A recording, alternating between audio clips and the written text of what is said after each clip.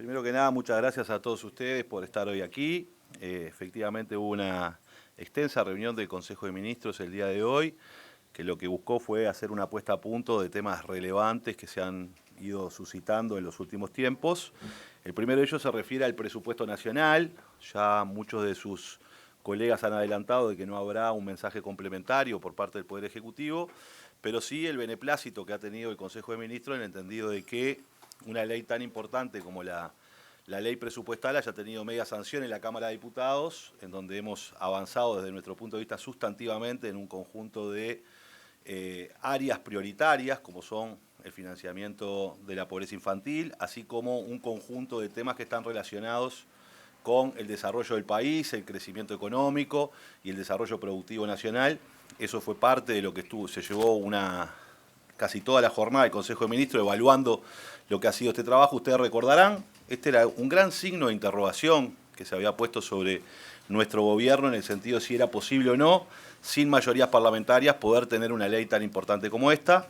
Por supuesto, en la Cámara de Senadores está trabajando, se podrán incorporar algunas modificaciones seguramente en términos de redistribución de recursos, aunque naturalmente después del gran esfuerzo que se hizo en la Cámara de Diputados, seguramente sea mucho más acotada la redistribución en el marco del Senado de la República, porque no hay tantos recursos para sacar de otras áreas sin que eso comprometa la gestión en general. En segundo orden, estuvimos valorando el transcurso de lo que es la negociación colectiva. Ustedes saben muy bien las pautas salariales que presentó el Poder Ejecutivo oportunamente y que están en el marco de las negociaciones. Hay más de 100 mesas de negociación que están tramitando los acuerdos salariales entre trabajadores y empleadores. Nosotros al día de hoy tenemos un 30% de las mesas que están en la negociación colectiva que ya han llegado a acuerdo dentro de las pautas que ha planteado el Poder Ejecutivo. Y resta, obviamente, todavía queda bastante tiempo del plazo estipulado para poder cerrar la ronda de salarios, pero entendemos, y así fue el informe que recibimos de parte del Ministerio de Trabajo, como un gran logro que a esta altura ya tengamos el 30% cerrados y acordados las distintas mesas de la negociación colectiva, y tenemos un 30% restante de las mesas que están en vías de llegar a un acuerdo, por lo cual venimos con un cronograma muy bueno. Ustedes recordarán las pautas que nosotros establecimos, son pautas que están centradas en priorizar los salarios sumergidos, es decir, aquellos compatriotas y compatriotas que perciben un salario inferior a 25.000 pesos por mes, y allí es donde se ha colocado la mayor cantidad de recursos para que se puedan incrementar esos salarios sumergidos, garantizando que el conjunto amplio del resto de las escalas salariales no pierda poder de compra. Así que en ese sentido creemos que venimos en un proceso donde las rondas salariales vienen avanzando correctamente, y ese elemento nos permite sostener que es un gran activo del país la negociación colectiva, y ese activo está funcionando de manera correcta, garantizando lo que decíamos recién, que los salarios sumergidos crezcan y que el conjunto de los salarios de nuestra economía no pierdan poder de compra. A esto hay que agregarle un dato novedoso y creo que muy esperanzador, donde las estadísticas demuestran que el salario real ha crecido nuevamente en el Uruguay, con lo cual estamos muy conformes con esa situación y creemos que hay que seguir en este proceso. El tercer punto que abordó el Consejo de Ministros se refirió a toda la situación que ya ha sido de público conocimiento con lo que fue la presentación de la denuncia en Fiscalía sobre la presunta estafa o engaño al Estado uruguayo por parte de la constitución de garantías para el contrato de las patrulleras oceánicas. Allí se hizo un largo informe por parte del Ministerio de Defensa de los distintos aspectos que tienen que ver con estos elementos, en donde el Poder Ejecutivo ratifica la línea de acción que oportunamente se comunicó en la conferencia de prensa, que es, bueno, avanzar por el camino de la transparencia, por la defensa de los recursos públicos, que no es otra cosa que la defensa de los recursos de los uruguayos, y agotar toda la vía administrativa posible para ir en este proceso de esclarecer. El segundo elemento es que, presentada la denuncia, estamos a la espera de que la Fiscalía General comience a trabajar en este tema, y por tanto entendemos que sobre los aspectos que hacen a la denuncia penal, el Poder Ejecutivo por el momento va a esperar el trabajo de la justicia a efectos de que se pueda esclarecer esta denuncia. Y estos hechos que se generaron, viene surgiendo mucha información pública, de la cual para nosotros es parte de alguna manera del trabajo de investigación periodística, pero nosotros estamos esperando muy confiados en que la justicia uruguaya actúe y actúe con la mayor celeridad posible. El último punto que trató el Consejo de Ministros es cómo nos preparamos para la próxima temporada de turismo. Ustedes saben muy bien, es muy relevante. El turismo en el Uruguay emplea a muchas personas, no solo en el área de la costa, sino en todo el país. Se ha hecho un esfuerzo muy grande por parte de esta administración para potenciar una campaña fuerte para tener un turismo receptivo importante en esta nueva temporada, y tuvimos un informe sobre las posibilidades que va a tener el país, donde se espera una temporada turística por lo menos superior a la del año anterior, igual o superior al año anterior, lo cual eso habla también de que el Uruguay sigue siendo un lugar atractivo para el turismo receptivo en lo que va a ser esta temporada que está por iniciarse. Esos son los 4 aspectos que fueron considerados hoy en el Consejo de Ministros, donde podemos decir que hubo una evaluación política en general de la marcha del gobierno, donde hemos recibido con cierta satisfacción los avances tanto en el área legislativa como en el área de políticas públicas que se vienen desarrollando, y es lo que ha discutido el Consejo de Ministros el día de hoy. Bien, vamos a habilitar el espacio para las preguntas. Como siempre, se identifican con su nombre y el medio. Gracias. ¿Qué tal? Buenas tardes, Valeria de los Santos de Subrayado de Canal 10. ¿Podría precisar algunos detalles de ese informe que presentó el Ministerio de Defensa con respecto a Cardama? Sí, básicamente lo que se ha presentado es algo que ya ha estado de público conocimiento. ¿Cuál fue el proceso que llevó, en este caso, a la administración pública a denunciar la presunta estafa, en el sentido que ustedes saben muy bien, oportunamente vencido el plazo de la garantía de fiel cumplimiento, garantía que, como ustedes recordarán, es un elemento principal del contrato, ¿no? Cualquier contratación de la administración pública, sea licitación o sea por compra directa, no se puede comenzar a ejecutar el contrato y a tener vigencia legal el contrato si no se constituyen esas garantías. Evidentemente nos encontramos frente a una situación en donde, al parecer, esas garantías son garantías de papel, ¿no? Y ahí hay un elemento muy importante. Lo que terminó realizándose fue, en vista de que se vencía la garantía de fiel cumplimiento, pretender cobrar esa garantía para que el Estado se resguardara los recursos, y ya es conocido, digamos, todo el periplo que ha llevado adelante el asunto de Cardama, ¿no? Hasta este momento, esa es la información que manejamos. No hay información nueva, simplemente es que el Poder Ejecutivo sigue con su convicción de que hay que ir por el camino de la transparencia, la cristalinidad y la defensa de los recursos públicos. Daniel de León, de Canal 12, Telemundo. ¿Hubo algún contacto con Cardama, con el titular de Cardama? ¿Hubo algún contacto por parte del Ministerio de Defensa? ¿Hubo intención de Cardama de presentar una nueva garantía a raíz de esta situación que se ha dado? ¿Y qué pasa con la construcción de las patrullas, no? Bien, acá hay 3 cosas que hay que establecer. En principio, la decisión del Poder Ejecutivo fue transitar por el resto de los procesos administrativos tendientes a resolver un contrato que nosotros nos sentimos que está sin garantía. Al estar sin garantía, evidentemente, tenemos que denunciar la situación que se debió a este posible estafa o engaño al Estado uruguayo o mala fe por parte del contratista. Efectivamente, Cardama se ha intentado comunicar con el Poder Ejecutivo, intentando generar alguna instancia de diálogo. Lo que nosotros hemos planteado es, primero, notificar, en este caso al contratista, sobre la decisión del Poder Ejecutivo de avanzar en la vía administrativa para denunciar el contrato, y naturalmente el Poder Ejecutivo está dispuesto a, en ese proceso administrativo, si es que se necesitan abrir espacios de mediación, hacerlo, porque es lo que corresponde a la hora de tomar una decisión jurídica de esta naturaleza. Lo que hemos hecho es notificar, en este caso a Cardama, y no hemos tenido más comunicaciones que esa. Seguramente lo que va a hacer ahora la empresa es ofrecer sus descargos frente a la comunicación o a la vista que le dio el Poder Ejecutivo, y allí se desencadena ese proceso.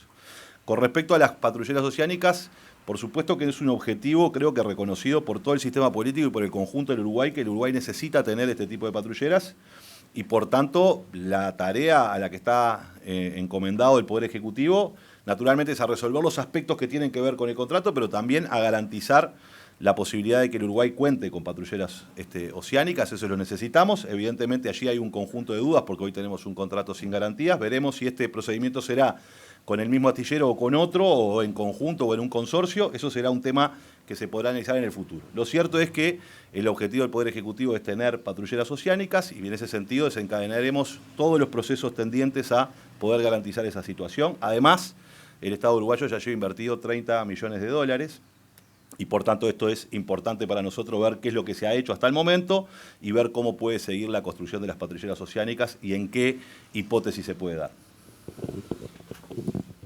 Alejo Piazza de Telenoche, buenos días, buenas tardes. El contrato, en primera instancia, se informó que se iba a rescindir. Esa decisión inicial no se concretó, es decir, se va a avanzar con la mediación y no se rescinde el contrato. Y también consultarle si hubo contactos con el gobierno español, más allá del contacto con la empresa Cardama. Muchas gracias. Bien, dos aspectos. Iniciar el proceso para rescindir un contrato que tiene la administración pública tiene un conjunto de acciones. El primero es la voluntad del Poder Ejecutivo de entender que tiene un contrato que no tiene garantías y por tanto lo va a denunciar. Cuando uno inicia ese proceso, el contratista tiene derecho naturalmente a hacer sus descargos y puede requerir o no la mediación para analizar los pormenores de las distintas hipótesis. Por tanto, la decisión del Poder Ejecutivo está avanzando, que es la decisión que tomó el presidente de la República. Realizar una denuncia penal por el posible fraude y comenzar el proceso administrativo para denunciar el contrato. Eso lleva un proceso de tiempo, naturalmente, porque hay que respetar los derechos, los deberes, en este caso, de un proveedor del Estado. Con respecto al gobierno español, obviamente nosotros hemos tenido comunicaciones con el gobierno y con la embajada española a efectos de notificarles la decisión que estábamos tomando y a efectos de que estén informados, cosa que también el gobierno español ha planteado su voluntad de acompañar al Uruguay y asesorar al Uruguay en la medida de sus posibilidades y en el marco de sus competencias, porque aquí lo que hay es una contratación entre un privado y el Estado uruguayo. Aquí no hay ningún tipo de contrato ni de acuerdo entre los gobiernos cuando se inició este contrato. Por tanto, lo que hace el gobierno español simplemente es darle seguimiento en ese proceso y así nos hemos comunicado también tanto con el gobierno como con la Embajada de España en Uruguay. Vamos a habilitar las dos últimas preguntas. Hola, por acá Yamila Silva de La Diaria, un poco para que quede un poco claro esto del contrato. ¿El Poder Ejecutivo va a esperar a tener lo que diga la justicia para después rescindir el contrato? Un poco para ahí entender el proceso, ¿cómo va a ser? Bien, acá hay dos procesos. Primero, una denuncia penal por posible estafa. ¿Por qué? Porque se presentaron unas garantías que cuando las quisimos cobrar encontramos que esa empresa no era ni solvente ni existía, además de los procesos que tienen que ver con la falta de controles que se llevó adelante para corroborar si esa garantía era real o no era real. Ese es un proceso donde ya se ha iniciado la denuncia penal y habrá que esperar que la justicia termine de resolver este proceso. El segundo elemento tiene que ver con la necesidad de contar con OPB y con un contrato que hoy no tiene garantía. Por tanto, la decisión del Poder Ejecutivo es denunciar el contrato. ¿Eso quiere decir que el Uruguay se va a quedar sin OPB? No, sino que habrá que buscar otras alternativas en el caso de que finalmente se denuncie el contrato y se disuelva el contrato que tenemos hoy con Cardama, y habrá que buscar otras alternativas, las cuales el Poder Ejecutivo también las está valorando. Lo importante a transmitir es que el Uruguay necesita de OPB y si las negociaciones, en este caso con el contratista, no prosperan, evidentemente hay que buscar un plan B para que haya una construcción en otro astillero. ¿Qué tal, Sánchez? Abril Mederos de TV Ciudad. Una consulta muy breve sobre Cardama para... Sí, Cardama se ha llevado toda la conferencia de prensa. Exacto. La consulta sobre Cardama es si en el contrato está establecido o qué es lo que pasa con lo que se construyó hasta ahora de las patrullas, si hay algo que establezca qué es lo que va a pasar concretamente o si existe peligro por parte del Estado uruguayo de perder lo invertido y además lo construido. Y luego la otra pregunta es sobre el presupuesto, cuáles son los lineamientos, qué fue lo que se trató acá, porque el ministro Odone señaló que hubo gastos, hubo reasignaciones en diputados que no fueron financiados, 80 millones para NEP que no salen que no tienen financiamiento. ¿Qué va a pasar? ¿Cuál es el lineamiento para la Cámara Alta en el marco del gobierno? Gracias. Bien. Los aspectos del contrato. El contrato que oportunamente firmó el Estado uruguayo con Cardama establece tres cuestiones importantes. La primera de ellas es el conjunto de hitos por el cual hay que ir abonando al contratista. La segunda es que en el caso de que haya una disolución de ese contrato, lo que se ha construido hasta el momento es propiedad del Estado uruguayo. Bien. Y la tercera es que las diferencias técnicas con respecto a la construcción de las OPB se resolverán en el marco de arbitrajes internacionales y las diferencias jurídicas con respecto al contrato se resolverán en los estrados nacionales. Esa es en la hipótesis que estamos hoy, donde tenemos diferencias jurídicas con respecto al contrato, por lo que ya he explicado y se ha debatido largamente, y por tanto el ámbito donde deben resolverse es en la justicia nacional.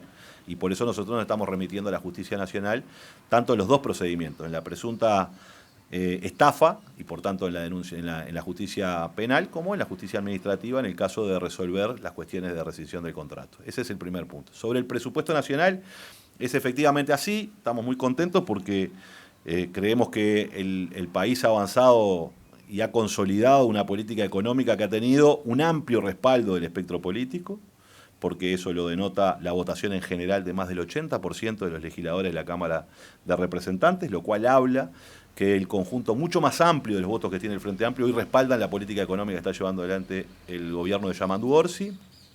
Y cierto es que, como en todo proceso, las leyes de presupuesto están sometidas al trabajo de los señores y señoras legisladoras que buscan reasignar recursos de un área hacia otra para fortalecer un conjunto de políticas públicas. Y también es verdad, algo que diría yo es poco frecuente, o diría más bien nunca ha sucedido.